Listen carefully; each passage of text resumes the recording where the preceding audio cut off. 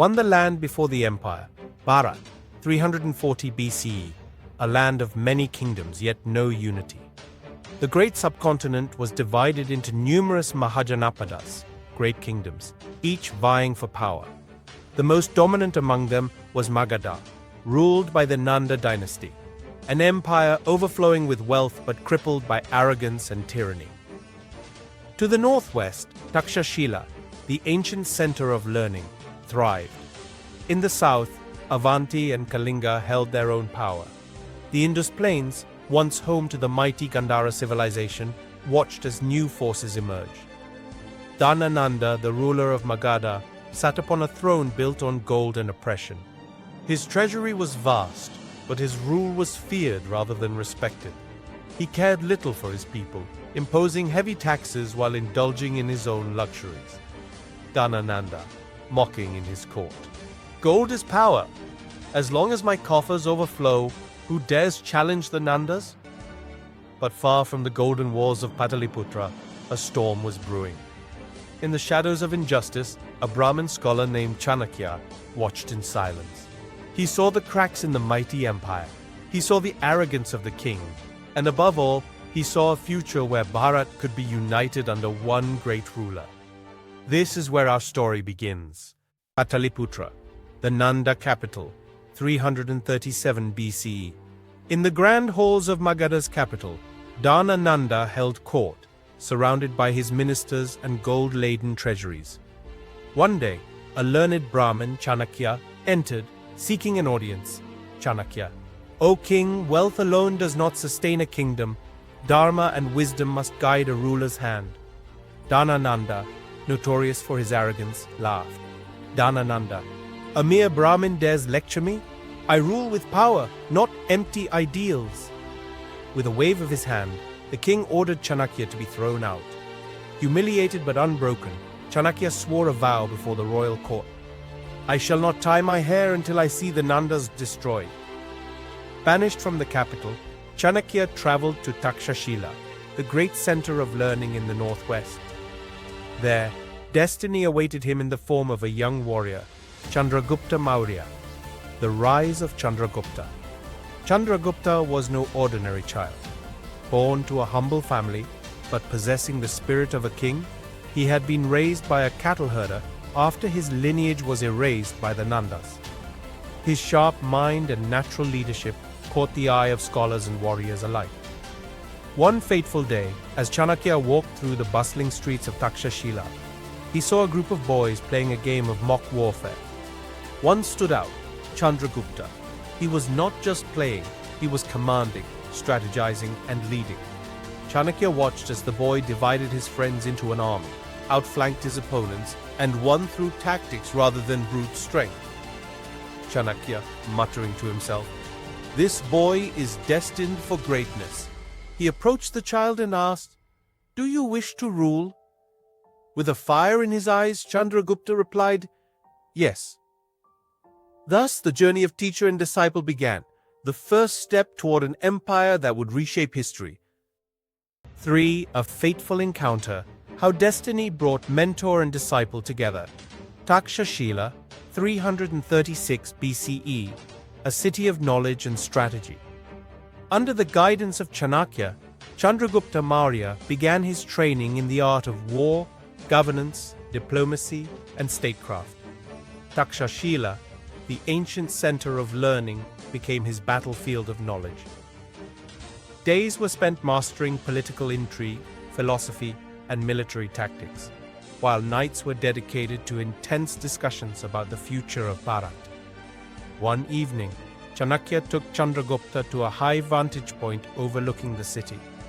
Chanakya: What do you see, young one? Chandragupta: A land divided, kings fighting among themselves while foreigners see us as weak. Chanakya, nodding: And what does Bharat need? Chandragupta: A single ruler, a Chakravarti, someone who unites this land and leads it to glory. Chanakya smiled. The boy had understood. But an empire would not be built on ambition alone. It required patience, strategy, and the right allies. A test of leadership. To prepare Chandragupta for the trials ahead, Chanakya arranged a test. He gave him a handful of soldiers and sent him into the hills, where a band of mercenaries terrorized the locals. Chanakya, defeat them, not by strength alone, but through your mind. Chandragupta, though outnumbered, used deception. He observed the mercenaries' movements, set up ambushes, and used terrain advantages to turn their numbers against them. Within days, the enemy fell, and the villagers hailed him as their protector. Chanakya watched with pride. The boy was not just a warrior, he was a leader of men. Chanakya, this was but a small victory. To defeat the Nandas, we must build an army, forge alliances, and strike when the time is right. With this, the shadow war against Magadha began. 4. The shadow war begins. Secret strategies. Before the Nanda Empire's fall, Takshashila, 335 BCE, the birth of a revolution. With Chandragupta Maurya now trained in warfare and diplomacy, Chanakya began laying the groundwork for a rebellion against Dana Nanda. But brute force alone would not overthrow the mighty Nanda Empire. Strategy, deception, and alliances were needed. Their first step, gathering allies. Chanakya sent emissaries across Bharat to disgruntled rulers, oppressed citizens, and ambitious generals. Many had suffered under Nanda's heavy taxes and tyranny. Now they were eager to fight. A network of spies.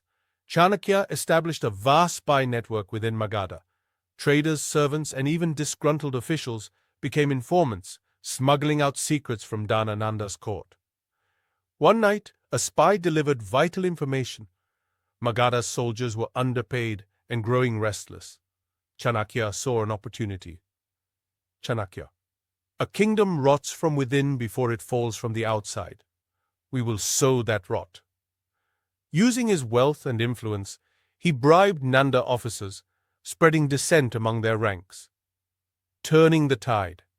The first skirmish, Gangetic Plains, 334 BCE. With a growing army, Chandragupta launched small but decisive strikes on Nanda outposts, disrupting supply chains and harassing enemy forces. One night, a key Nanda commander defected, bringing with him vital military intelligence. Defector. Dana Nanda has grown complacent. His generals fight among themselves. His men lack morale. This was the moment Chanakya had been waiting for. The time to strike was near. The final strategy. As Magadha weakened from within, Chanakya and Chandragupta planned the final assault on Pataliputra. The shadow war had served its purpose. The great rebellion was ready to explode into open battle. The fall of the Nandas, a rebellion that reshaped history. Pataliputra, 323 BCE, the last days of Nanda rule. The time for subtlety was over. After years of infiltration, sabotage, and alliances, Chandragupta Maurya and Chanakya were ready for the final blow against Dana Nanda. Their army, now reinforced by warriors from Takshashila, disgruntled Magadhan soldiers and mercenaries, began its march toward Pataliputra, the capital of Magadha. The siege of Pataliputra. Outside the gates of Pataliputra, 322 BCE, Chandragupta's army surrounded the city, cutting off supplies. Meanwhile, Chanakya's spies stirred rebellion within the capital, convincing merchants and commoners to turn against the Nandas. Inside the palace, Dana Nanda, though wealthy beyond measure, had lost the loyalty of his people. But he still had his elite war elephants and heavily armed royal guards. If Chandragupta wanted the throne, he had to fight for it. The final battle. The battle for Pataliputra was fierce. Dana Nanda's war elephants charged, crushing enemy lines, but Chandragupta's forces used deception. They set traps, luring the elephants into narrow alleys where they became useless. At the heart of the battlefield, Chandragupta himself faced the Nanda generals. In a dramatic duel, he defeated them one by one, proving himself not just a commander, but a warrior king. Chanakya, watching from a distance. Today, Magadha is reborn. As the city walls crumbled and the Nanda forces surrendered, Dana Nanda was captured. The end of the Nanda Dynasty. Pataliputra, throne room, a bound Nanda was dragged before Chandragupta. The once mighty king, now powerless, sneered, Nanda, you think you can rule better than me, boy? Chandragupta, firmly, I will not rule for myself, I will rule for Bharat. Some ministers pleaded for Nanda's life, while others demanded his execution. In the end, he was exiled, forever erased from history. A new empire is born. Thus, in 321 BCE, Chandragupta Maurya ascended the throne, marking the beginning of the Mauryan Empire, the first true unification of Bharat. The dream of one powerful united nation had begun. 6. Conquering the north, 321 BCE, the rise of the Mauryan Empire. With Pataliputra secured, Chandragupta Maurya was now the ruler of Magadha. But his vision extended beyond the Ganges plains. He sought to unite the entire northern Bharat under one banner. Chanakya. An empire is not secure until its borders are strong. We must bring the north under Mauryan rule before foreign invaders exploit our weaknesses. Their first challenge? The remnants of Nanda loyalists and rival kingdoms still resisting Mauryan dominance. The Western campaign, defeating the satraps. At the same time Chandragupta was uniting Bharat, a great power was crumbling in the west. The Greek Empire left behind by Alexander the Great. After Alexander's death in 323 BCE, his generals, known as the Diadochi, fought over his territories.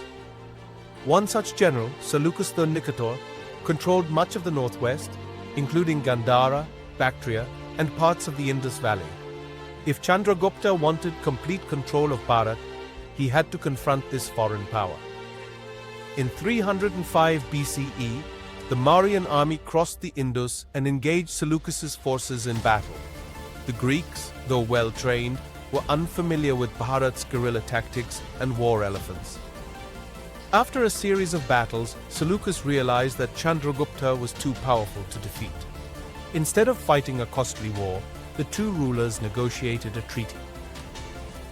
The Treaty of 303 BCE, a landmark agreement, Seleucus agreed to cede the regions of Gandhara, Paropamisadae, Arachosia, and Gedrosia to the Mauryan Empire. In return, Chandragupta gave Seleucus 500 war elephants, which would later help him in his wars in the west.